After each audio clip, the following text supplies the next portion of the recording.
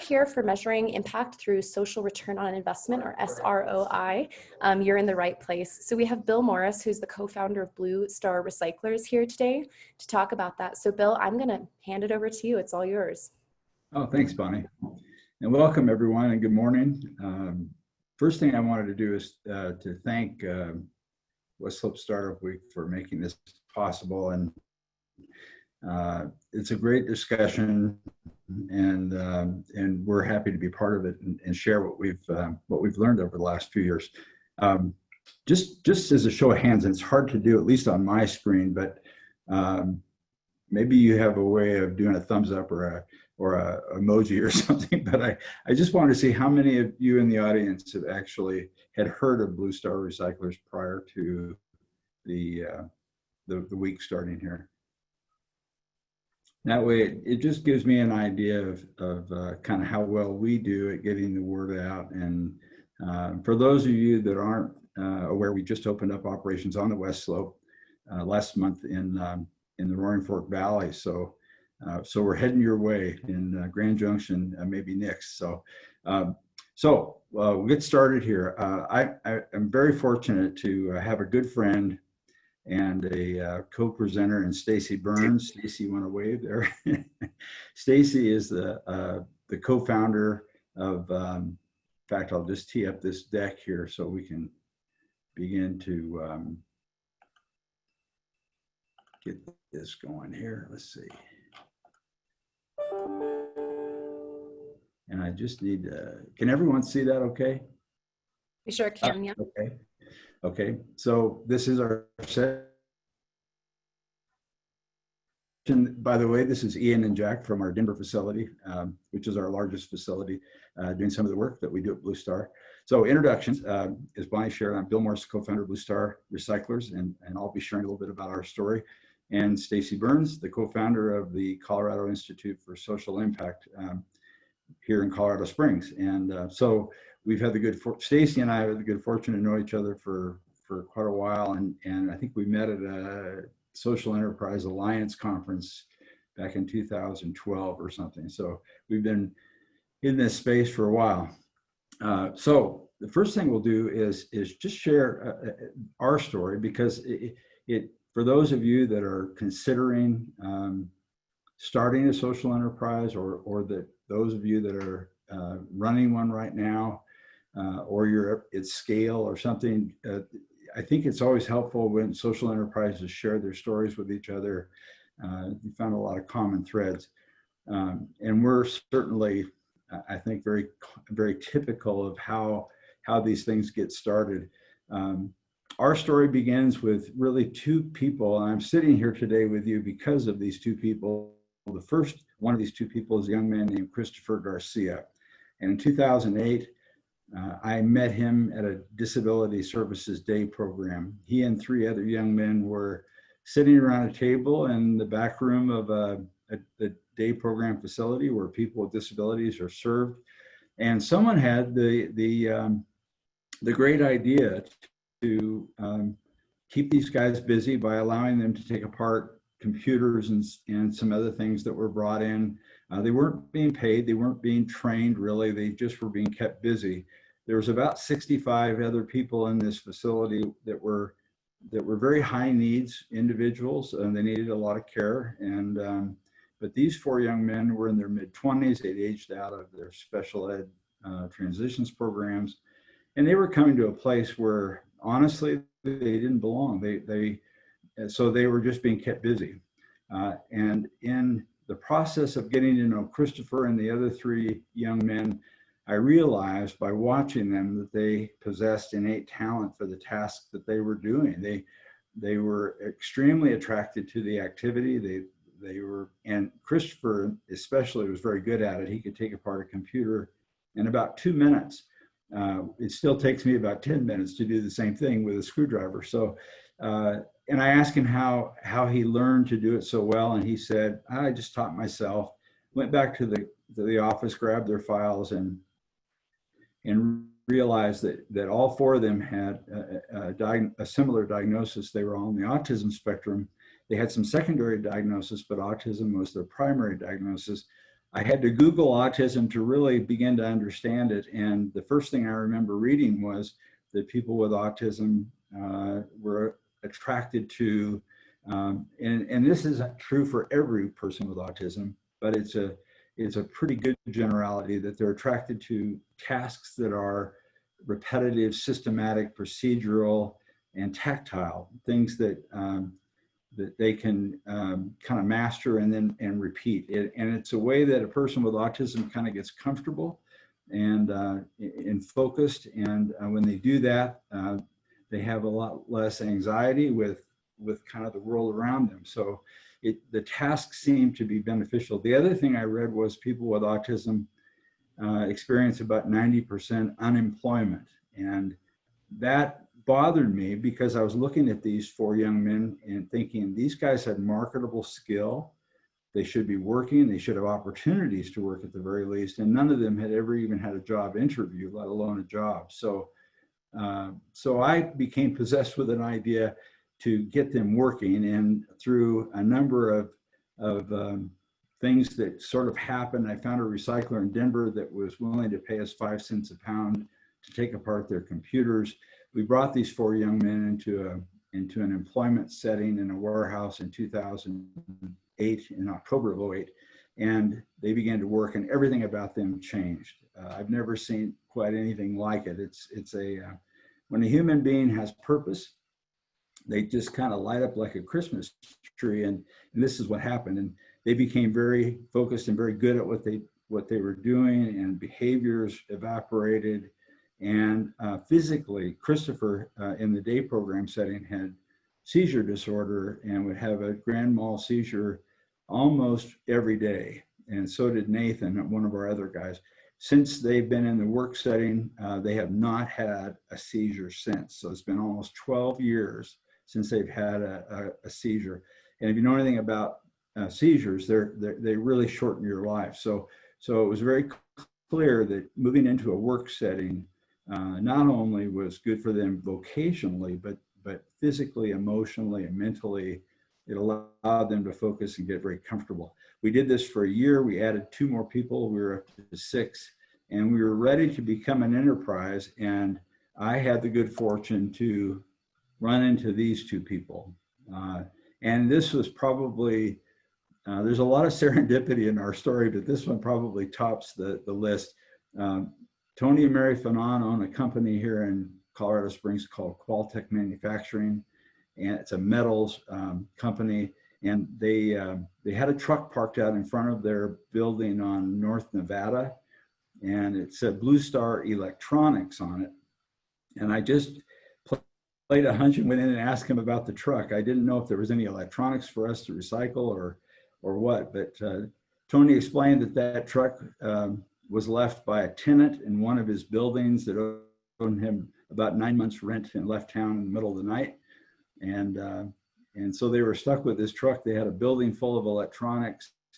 And, of course, my eyes kind of wide open. And I said, wow, we would really like to talk about this because I could use the truck and the electronics. And I shared with him what we were doing and how the guys had progressed in the first year. And he asked me to come back the next day and have coffee with his wife, Mary, who's in the photo there. And we sat down and had coffee. And by the end of that session, we talked for about 2 hours. They asked to speak to each other privately. They came back to me and they said, here's the deal. We're going to give you the truck. We're going to give you the warehouse. And they gave us a very, very large cash investment. I didn't know these people the 2 days before that, and I thought it was some sort of a candid camera moment because I just didn't. I've never seen anybody do that. But they were the kind of people that said, if anyone wants to go to work, they should have an opportunity to go to work, and they just understood immediately what we were trying to do. So in November of 2009, about a year after the paid employment program started, we became Blue Star Recyclers by virtue of taking the word electronics off the truck and putting the word recyclers on there. So I guess we recycled the name. So we founded Blue Star to help solve two problems. And it's always good when you start any kind of an enterprise to know why you exist and what you're going to do. And we were very, very lucky because we had two problems we wanted to tackle that needed attention. One is this 90% unemployment for people with autism, but on a larger scale, 1 in 5 Americans have a diagnosed or a documented disability, and less than 20% are participating in the labor force. So they're sitting home, or they're underemployed, or they're in jobs that are subsidized by the taxpayer. By the way, if you strip away the subsidized jobs that you'll find at Goodwill and the ARC and a number of other agencies that employ people with disabilities, that number actually is about 96% unemployment for people with disabilities.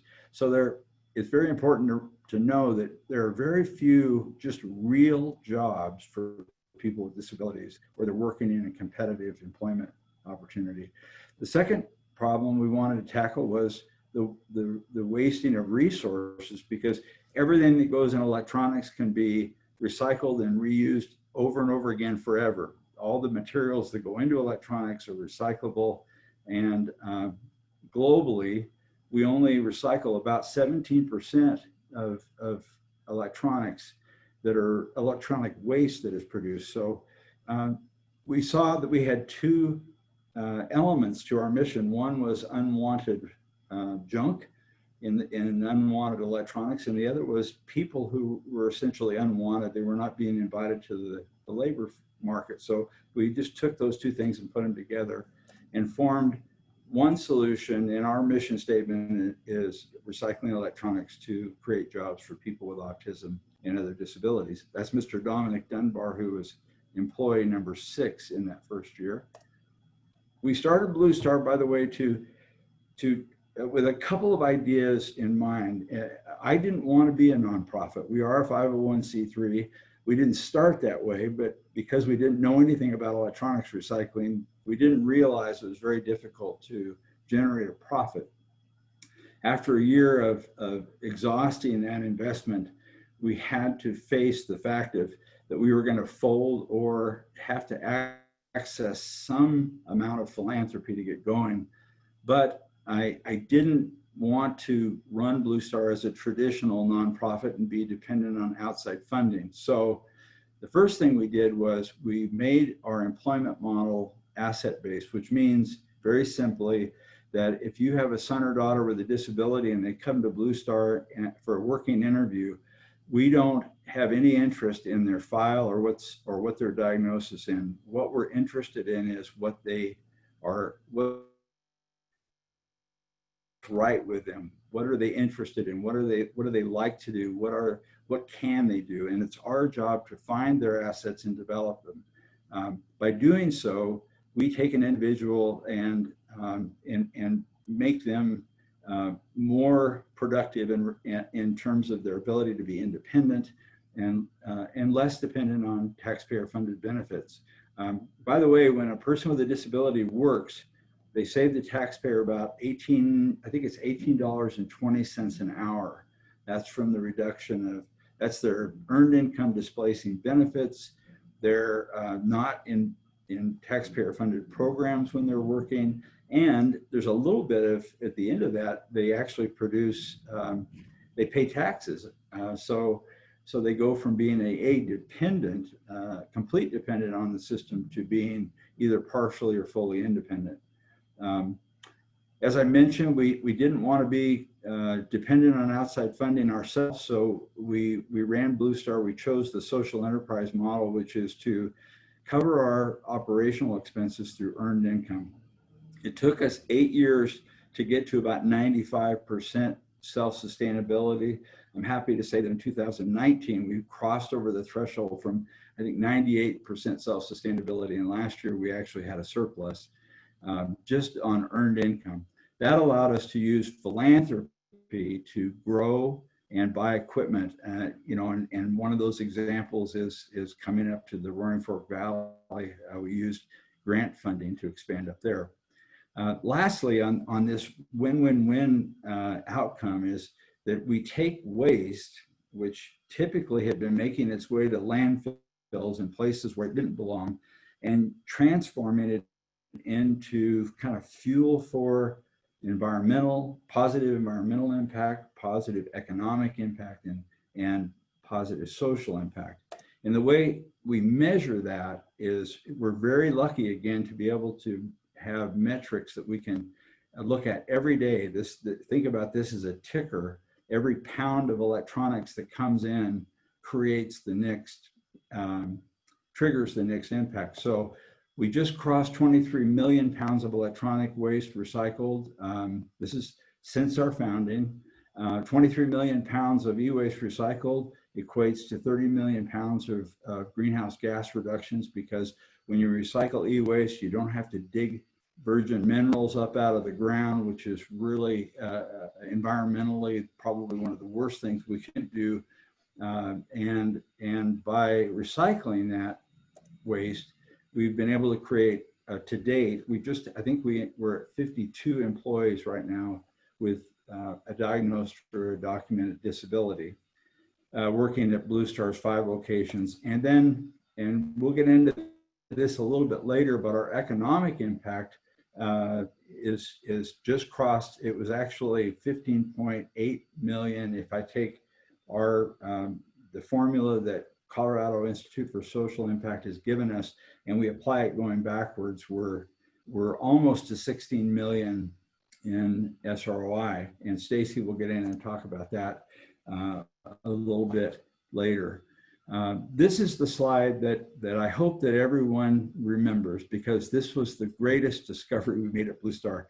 When we started this, I knew that our employees had an affinity for the work.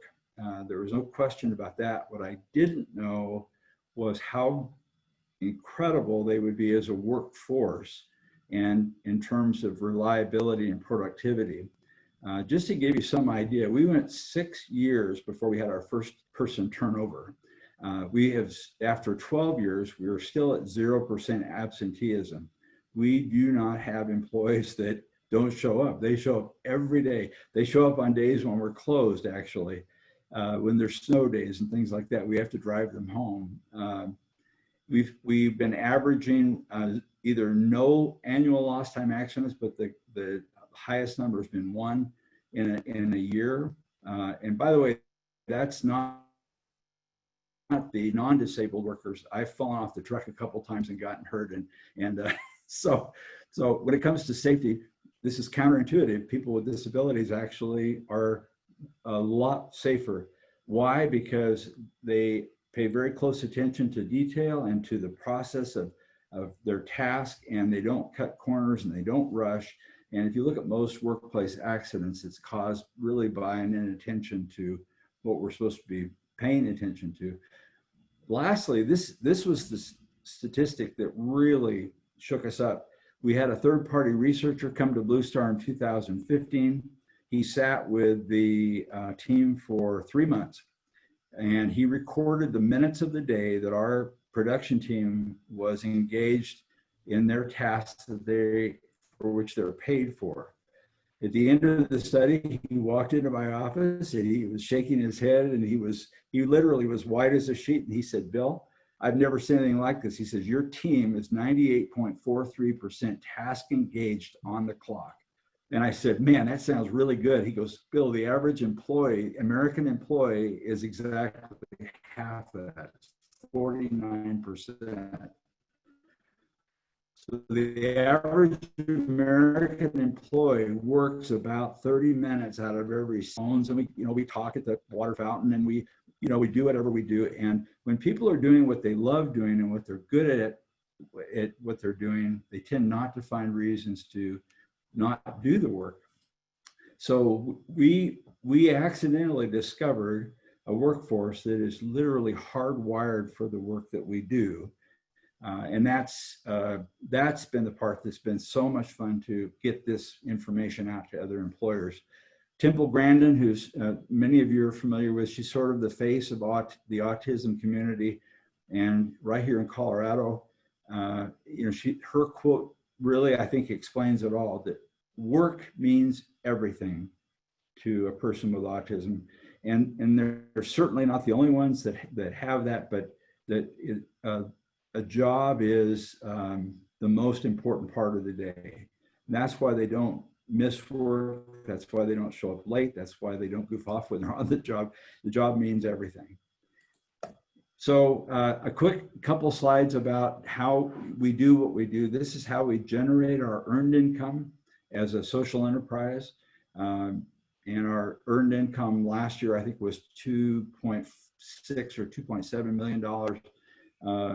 So it's very important for us to pay our own way and not have a dependence on philanthropy to keep our doors open and pay all of our bills. This is how we generate that income. I'm very happy to say that Blue Star is eSteward certified, which you'll see there at the bottom left.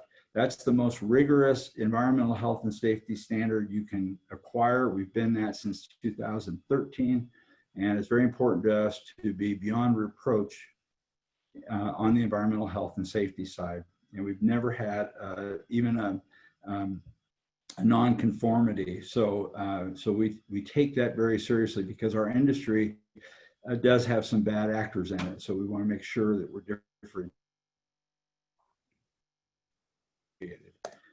We have 5 direct operations, as I mentioned, starting in Colorado Springs, and then we just sort of grew where the need was. I have a personal goal that if you have a son or daughter with a disability, you shouldn't have to move to Colorado for them to find a job. And so our job is to one of the cities that we have operations. I want to make sure that our mission is, that our model is available in as many places as possible. We expanded outside Colorado last year in 2019 to Illinois through a partnership with Mitsubishi Electric. And in this last year, we went to, or last month, we opened in the Roaring Fork Valley through a partnership with Rotary and a foundation that is right there in Grand Junction, Western Colorado Communities Fund, and Daniels Fund. And this is maybe the most important thing to me in terms of how we achieve our goal. And that is if the world has to wait for Blue Star recyclers to grow to have this model available, we're not going to get there fast enough and create enough jobs. So 2 years ago, I broke off from being CEO and handed that over to my son, Sam, and went about trying to replicate our mission and our model in other recycling operations around the country to begin with. And we had 3 sign up and we trained them, and they now employ people with disabilities. Last year, through a program we created called eStewards Advanced Plus, we have 10 recyclers that are being trained to employ people with disabilities. 4 of them actually have completed their training this year. And altogether, so far, they've employed over 50 people with disabilities in their operations. Our goal by the end of this year is to be over 100 once they're all trained. If COVID hadn't have happened, we would have all these folks trained and we would probably be there by now. But this gives us a national footprint too. And these are the country's best recyclers. These are eSteward recyclers who are doing it right, environmental, health and safety wise, and they were interested in employing people with disabilities.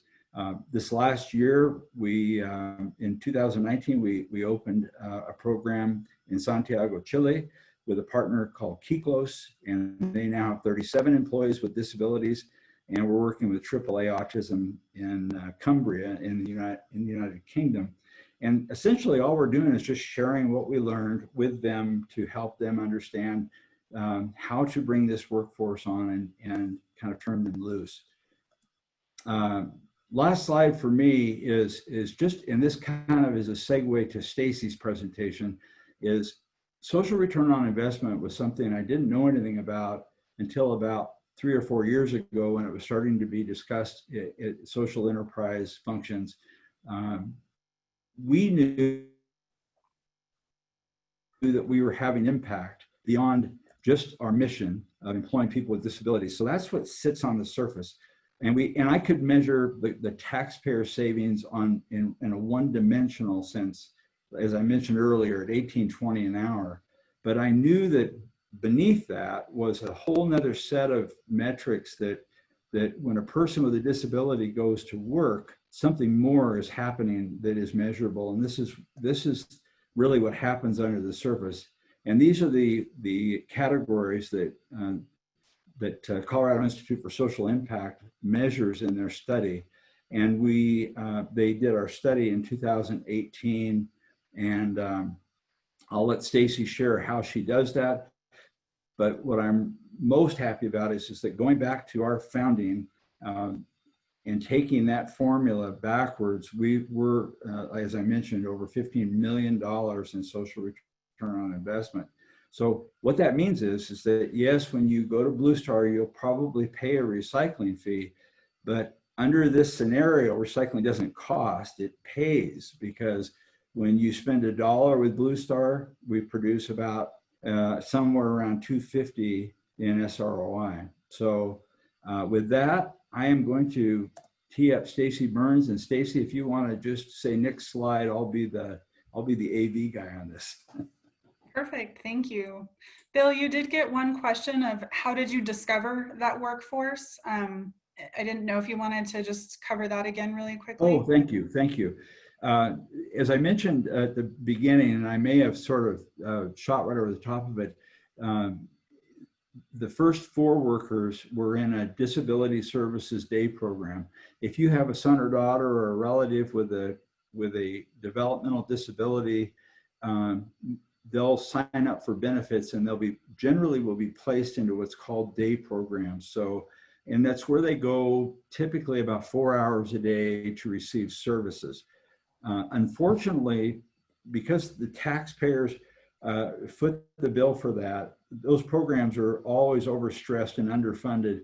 And what happens is people get lumped together. So at the center where I found them, these 4 young men who had the ability to go to work were put in the same population of people who had no ability to go to work. They just needed to be cared for. They needed to be helped with feeding, their meals and going to the restroom. But these 4 young men were self-sustainable in terms of getting up and getting dressed and coming to the center. So, so that's where I found them. Perfect. Well, hello, Western Slope. I am Stacy Burns. I'm a co-founder and the Chief Impact Officer for Colorado Institute for Social Impact. Some of you may recognize the name of the organization. My co-founder, Jonathan Liebert, has been out to Grand Junction twice to keynote a community fund and the Colorado Nonprofit Association conference, I believe 2 years ago. And then the following summer, we were back out to do a keynote with your chamber. So maybe some of you have seen us before, but I'm super excited today to talk a little bit about social return on investment with my friend Bill. So next slide, please, sir.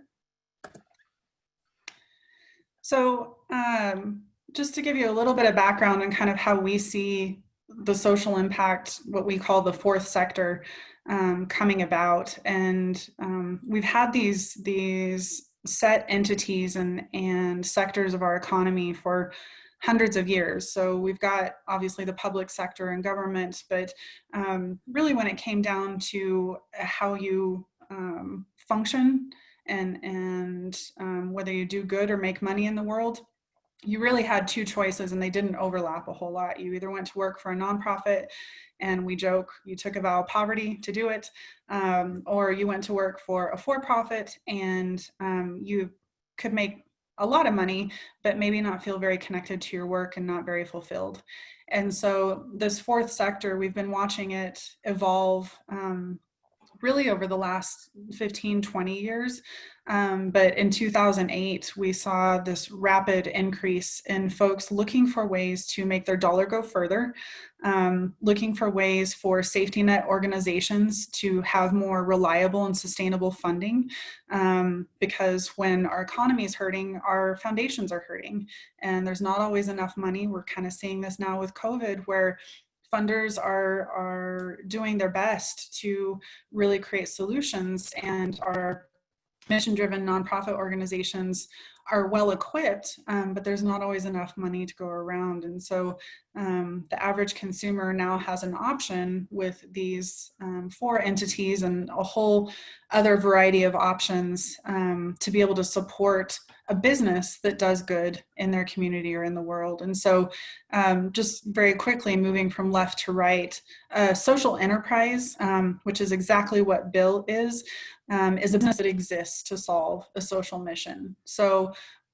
Bill, I think I've heard him say a couple of times, I would not go into electronics recycling to save my life ever. But he went into it because he could employ a population that he cared about and that he saw a ton of potential. And so Blue Star exists because he knows social business is an opportunity that combines both commercial and social goals. So they're not necessarily doing the work themselves, but it is very much built into the core of their mission to do good in addition to have a commercial two entities with regard to the IRS can be either for-profit or nonprofit. We say in the fourth sector, we don't care what your tax status is, but those actually have an opportunity, as Bill talked about, to model to legal state. The right to the conscious capitalism and then social impact legal entity, those are more for-profit entities. And so Conscious Capitalism is a book out there. John Mackey and Raj Sisodia wrote that a little over a decade ago, focusing on really large companies, publicly, that were making some different decisions on a daily basis than your typical capitalist. They were valuing their workforce and their culture above all else. They were paying their employees and giving benefits that were higher than the industry standard. They were treating their supply chain as opposed to folks who take advantage of. And there's some really great research out there that actually makes those companies and the investors in those companies a lot more money. Just investors are focusing on companies that are doing good during this time of COVID, and they're seeing a much larger financial return. So, and then social impact legal entities, those exist in various forms across the United States. In Colorado, we have a public benefit corporation entity where you are a for-profit, you have this articles of incorporation, but you function and report just like a for-profit would. So if we could take a look at the next slide, please, Bill. I'll just give you some quick examples of maybe some larger brands that you may or may not be aware of that are kind of associated with these categories. So Bombas is also a social enterprise. They do one-for-one. They actually thank Tom's and Blake Mykoski for that model, but they are getting socks to people in homeless shelters. And so every pair of socks that I buy, they are giving a pair of socks to someone in need. And that can be a really powerful model. You have to be really careful about giving things away, but that one-for-one model just makes sense to people. And they didn't set out to be the most amazing sock company. They are really amazing socks, but they set out to help people in homeless shelters that that couldn't take on donated socks because they're worn out and you don't want to wear somebody else's socks necessarily. So they're solving an issue by making really good socks. And social business, Newman's Own. So you'll see in their logo, all profits to charity. They function as a normal business. They pay their CEO just like they would any other business. They have expenses and you know, have to make quality products just like any other business that's sitting in the grocery shelf. But anything that goes above and beyond that, they're doing a lot in the education space to support other organizations, again, not doing the work themselves necessarily, but existing to fund those efforts so that other mission-driven organizations can do more and make that impact. Starbucks is a great example of conscious capitalism. I know this isn't always a favorite of folks, especially as our local coffee scene continues to strengthen, but Starbucks does a lot of good. They obviously hire, but they give part-time benefits to folks. They my daughter's working there right now. She's going to school for free through ASU Online. And they were one of the first companies to sign on for hiring veterans in the mid-2000s as folks were coming back, JP Morgan Chase and a couple of other companies, to make sure that folks had jobs as they returned and left the military. And then just last year, they actually ran a pilot where they allowed, I think it was employees across 20 different states to spend 20 hours a week of their 40-hour week volunteering in the community. And they were asked, you know, you're paying folks that work for you to not work for you. You're paying them to be out in the community. And how does that make any sense? And Starbucks said, well, number one, it gets the employees engaged in the community, and that makes them want to stay. And they know that we care about what they care about, so that makes them want to stay with us. And it also connects us to the community and lets them know that we do want to have a local impact and be connected. And then Patagonia is our example of a social impact legal entity. They are a benefit corporation in California. And Yvonne Chouinard says, I set that up for a couple of reasons. They've just had another transition in their CEO. So Rose Marcario just stepped down a couple of weeks ago. But Yvonne Chouinard, originally, when he established them as a benefit corporation, number one, it protects him from his investors. So if he wants to give some of the money profits to their thing, obviously, is outdoor trails, open space, things like that. If he wants to divert some of their profits to support organizations like that, he's protected. It's written into why they exist, and his investors can't sue him for saying, that was my money and you gave it away. The other thing it protects is it protects that logo and all that it stands for. So Yvonne spent 60 years building this brand that was widely associated with doing the right thing and creating organic cotton and giving back in major ways to these outdoor organizations. A different CEO could take that in a new direction and slap that logo on a coat that was not responsibly made and was sewn by children in some other country, and people might not question it because he's spent so much time building that brand. So he really wanted to protect his legacy. And so there's a lot of reasons to look at these models. Those are just a few, but we'll move on to the next slide and talk about social return on investment. Actually, I'll introduce you to the Institute really quick. I forgot about this slide. So the Institute does a lot of things. We have tried to pay very close attention, not only to our Colorado Springs community, but the entire state of Colorado. As I said, we've been out your direction a couple of times. We go up to Fort Collins, Denver, Boulder for presentations. Pueblo is getting very excited about this opportunity to really do business with a higher purpose. And so our number one goal is really to bring people together and create community around that.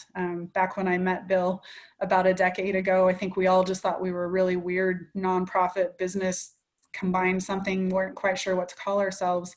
And now there's this whole movement. And so helping people know that they have a community around this, helping build a common language around this. Conscious capitalists and social enterprises have not traditionally sat down at the same table and had a conversation, but we're all doing good in the world with a business model. Let's use that to come together and have stronger conversations. And then the top goal listed there, which I also call myself the resident numbers geek in addition to my other titles, but measuring the sector's impact. So if you're part of a mission-driven organization, you have very typically become accustomed to reporting out on outputs, maybe outcomes. And if you're a for-profit organization, money is your standard of success, right? What is your profit and how much did you make? How do we bring these two things together to combine a language where everyone can understand what the depth of that impact is? So next slide, please, Bill. So social return on investment, this is the wiki definition. I did not come up with this term, the Institute did not. This actually started in the early 2000s with a company out of California called RedF. And they were attempting to measure the extra financial or kind of more intangible elements of a social enterprise. And so I'm sure Bill has, but I've seen them speak at social enterprise conferences. They're still very active in the social enterprise space, But they attempted a one-size-fits-all model for social return on investment. And what they found was not everybody is an employment-based social enterprise model like Bill is.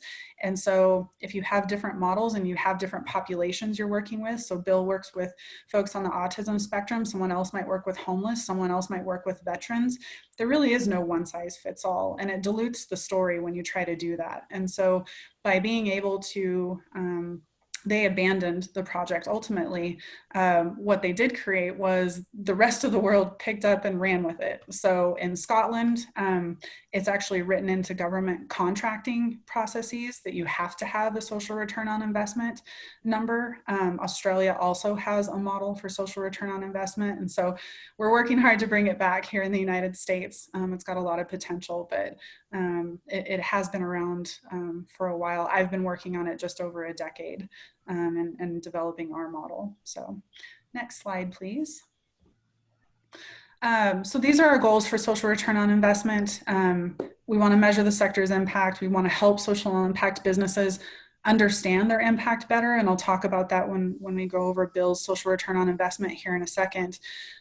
We want to provide funders, specifically foundations, with data that helps folks make decisions and understand that they're not always looking at apples to apples. If you've got a coffee shop that employs veterans and a coffee shop that employs folks that are housing insecure, those don't have the same SROI. And a lot of times we just look at flat numbers. One of the examples I use compares 500 to 5. And I think a lot of funders always assume the 500 is better. And so this process helps folks understand with a little more depth to the iceberg slide that Bill had, that there's a lot more going on that you can't always just see with a very flat report out. We're looking at developing a calculator. I think we're actually pretty close on that. And then supporting a long-term stock exchange that is also in development right now. So next slide, please, Bill. So this is an example of the first actual SROI study that we did externally of the companies that I've worked for. And so this was a really interesting combination because you had Beanstalk Foundation that was the funder. They had funded Bridge to Justice, which was, they were describing themselves as a nonprofit law firm at that time.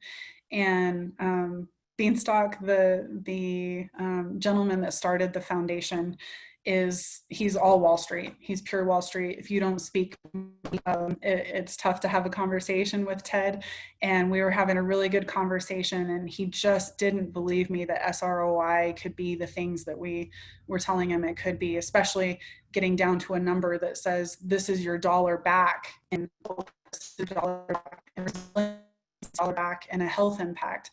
And so he put his money where his mouth was and funded a social return on investment study for Bridge to Justice. So Bridge to Justice as a nonprofit law firm, if you look kind of in the middle of the slide there, they are doing fixed low pricing for family, helping folks get through family court. So it's not the $400 an hour attorney, it's the $100 an hour attorney. So but it's much more affordable.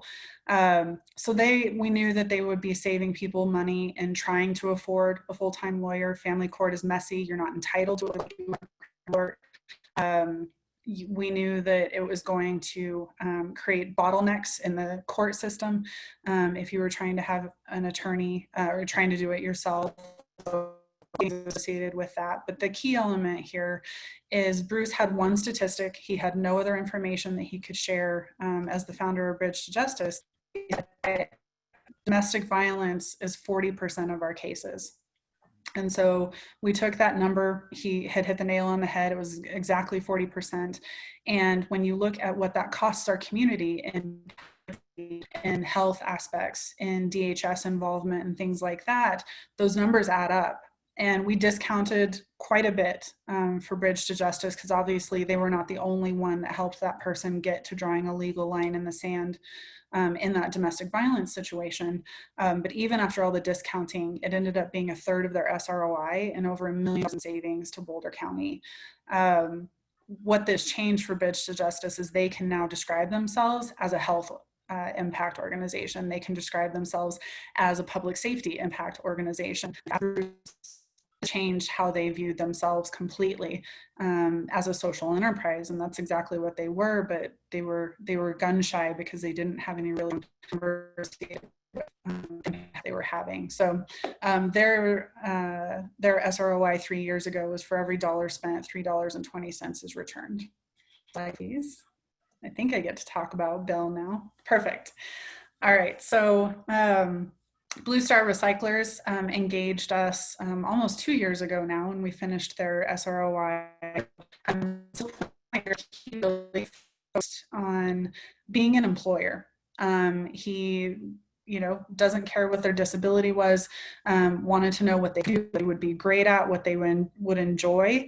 But he had all of these beautiful anecdotal stories for gentlemen who were having seizures, or young people that were nonverbal, and even their parents may never have heard. And now they're having amazing. Can you guys hear me okay? It's breaking up a little. I'm not sure where the hitch is, but it's okay now. Okay. I'm gonna hope that it clears itself. Let's see. All right, hopefully that'll go away. So one of the ways that we break out social return on investment is by looking at how likely the return was that we're offering.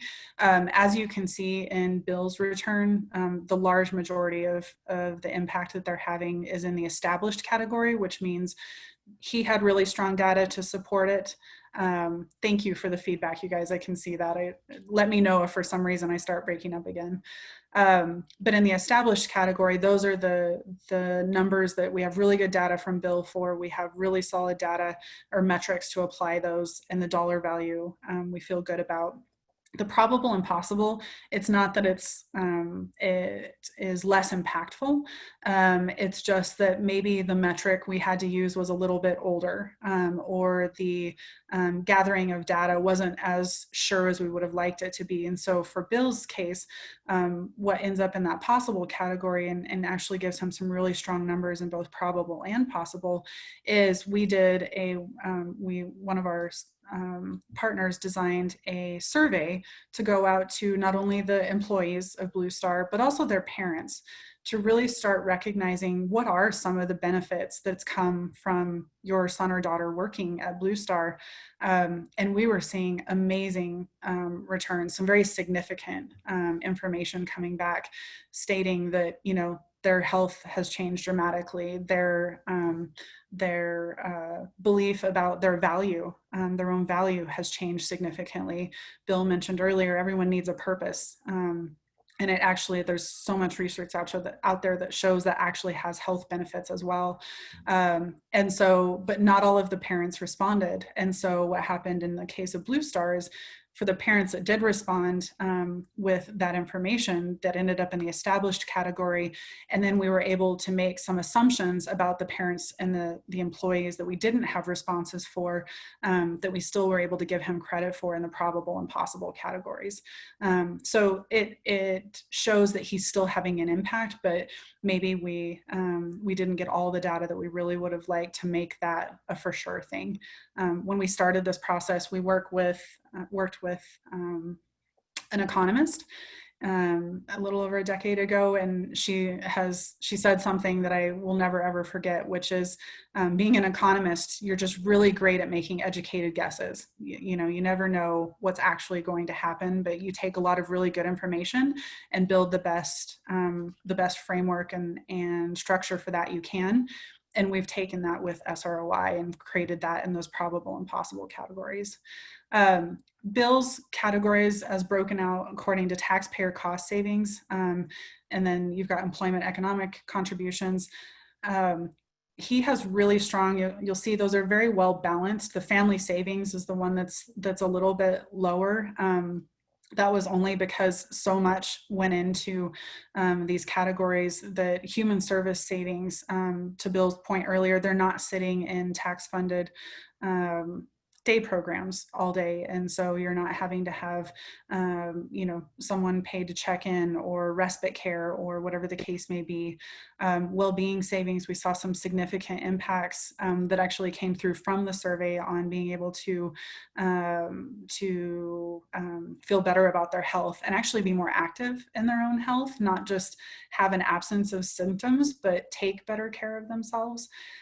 Which was huge. The employment economic contributions, as Bill mentioned, not only are we saving tax dollars because they're not being tax users, but they're now tax contributors and able to participate in the economy and buy themselves a pair of shoes or that latest music or whatever they'd like.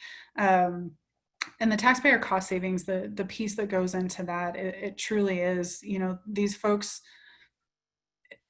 are being warehoused for all intents and purposes for some folks that have a lot more potential than that. And so what can we look forward to as folks that are paying into that system as we create opportunities for those folks to go to work and give ourselves a raise to spend more money in our economy and change the way that that's perceived. So at the end of the day, we just updated Bill's 2019 SROI. And so his total SROI went up from the year before.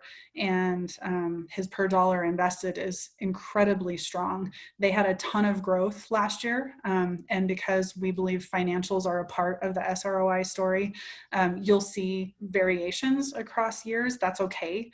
I salute Bill for wanting to look at this on an annual basis. We recommend that you do it at least 2 or 3 years, every 2 or 3 years, to maintain a solid view of kind of where your impact is happening. But Bill wanted it done a second year in a row, which I think is great. The other thing that we were able to provide to Bill is what is the SROI per employee, and that number also went up. So Blue Star has seen some incredible gains in what they're doing in the community, not just by expanding locations and hiring more people, but truly having an impact on all of those categories that affect us as well. And he's now able to tell that story and share that with not only, the average person on the street or a potential customer, but he can and has won contracts because of that and being able to tell the story in this way. So thank you, Stacey.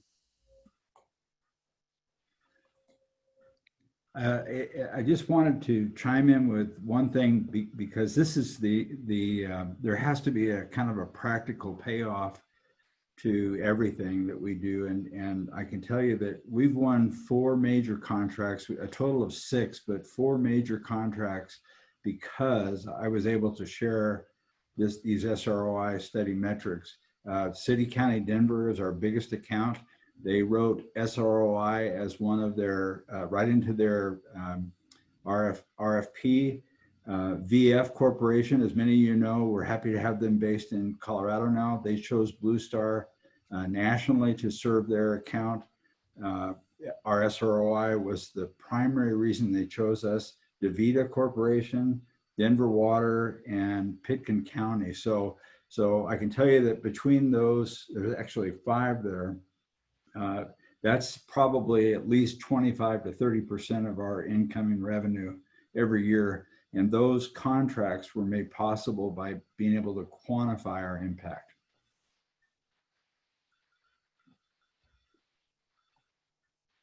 That's fantastic, Bill and Stacey. Just working in the capital world, we don't always get to do inspiring work, but you have done inspiring work, and this is such an incredible story. So thank you for sharing. Yeah. We have just a couple minutes left. So if anybody has a question for Bill or Stacey, please feel free to drop that in the chat there. I did just want to point out that Dottie asked a great question. She said, what is Slack? That's kind of a new thing to people. So I put in the attendance or the attendee handbook in chat there for you. So you can just click it and access that real quick.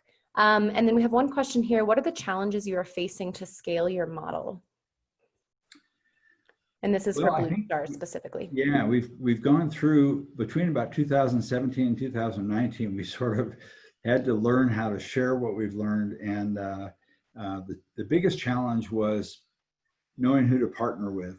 And we made some mistakes. And, you know, like when you go out and start dating, and when you're a teenager, you probably are going to make a few mistakes. And we made a few mistakes.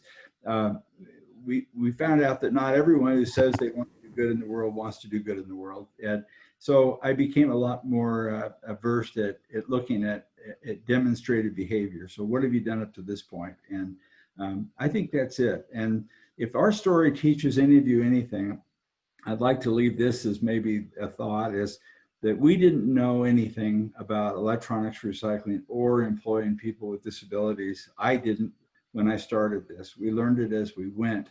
And so if you think you have to know all the answers before you start, you don't. Just start taking action on the outcome you want to produce, and you'll be amazed what happens. Yeah, Bill, this is Bharat Ramani here. I had asked you the question. You know, I have a son on the spectrum, and, you know, I have been a lifelong entrepreneur, and, you know, I'm building an ecosystem where we can support startups in this space and bringing about a change. So my idea of you asking the question was, you know, with the issues you are having for scaling, you know, if we create technologies which can improve, you know, the quality of life for people on the spectrum, then it can really increase the productivity of what they are doing and also improve their quality of life. And I wanted to ask a follow-on question to Stacy, you know, how do we work on, you know, because we are looking at startups who are working on this space, how do we build, you know, SROI model for them so that, you know, we focus on those startups only, which are really focused on SROI. And that's the way we are going to support, mentor, and help them become successful. I always tell folks, just start somewhere. I think just as any good mission-driven organization does, and even for-profits do to a certain extent, pick 3 to 5 things that you're trying to model. And so whether it's med tech or it's, you know, building some type of you know, business scales very quickly, any of that, keeping a core focus on what that mission is, and asking those questions repeatedly and consistently can keep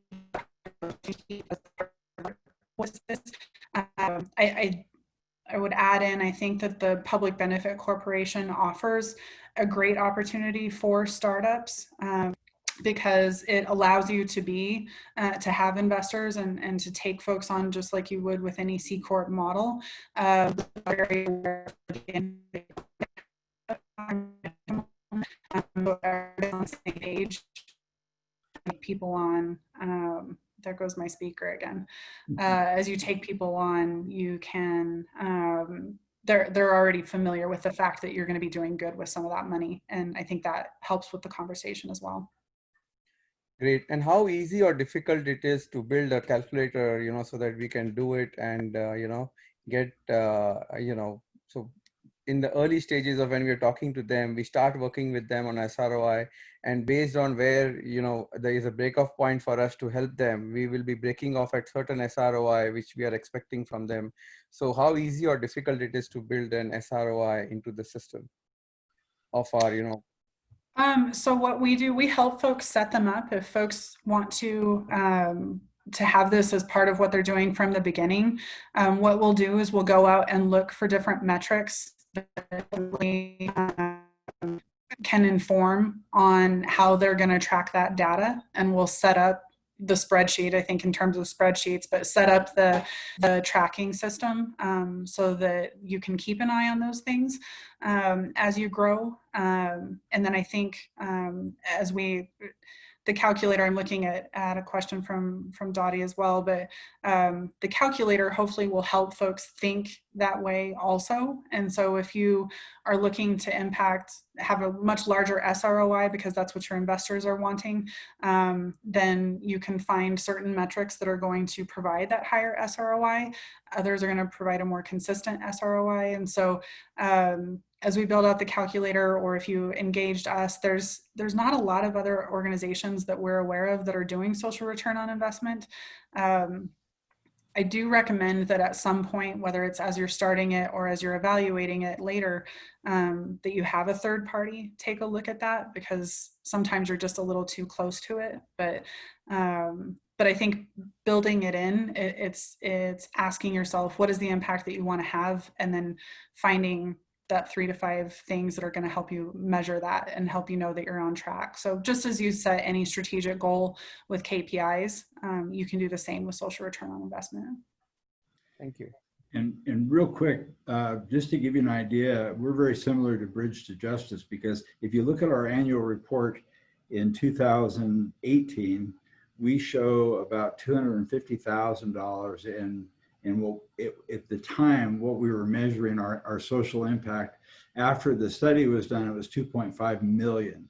So Blue Star was claiming essentially about 10% of the impact that we were actually creating.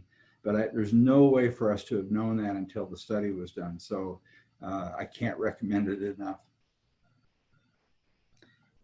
Dottie, did I answer your question? I wanted to make sure. In terms of smaller organizations, one of the things that we're actually discussing right now is putting our pricing on the website, but it varies pretty greatly depending on the size of the organization. We realize this isn't something, especially now that folks just have a lot of extra money lying around. And so it depends on the size of the organization. Our pricing depends on how much data we actually have to evaluate. And so we do try to make it as accessible as possible.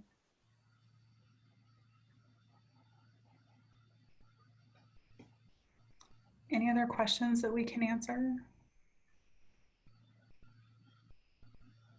Well, thanks everyone for joining us, and please, I encourage you to email Stacy or myself.